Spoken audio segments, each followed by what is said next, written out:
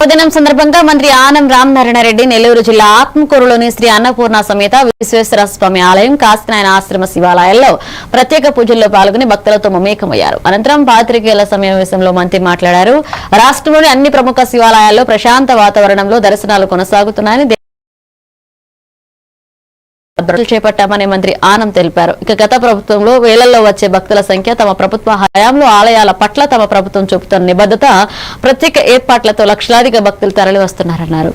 ప్రతిదీ ప్రక్షాళన చేస్తూ వాళ్ళ దేవాదాయ శాఖను కూడా ముందుకు నడిపిస్తున్న తరుణంలో ఆ శాఖ మంత్రిగా ప్రతి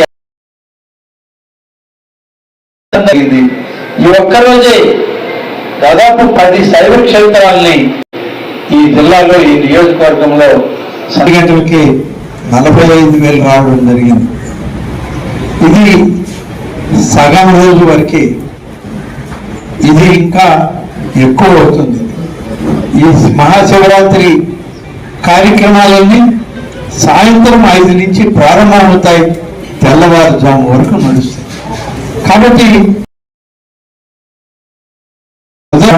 తక్కువగా ఉన్న ఇళ్లలోనే వాళ్ళు పూజలు చేసుకుంటారు. గుడికి రావడం, స్వామివారి దర్శనం చేసుకోవడం చేయడం అనేటువంటిది మధ్యాహ్నం పైన సాయంత్రం 5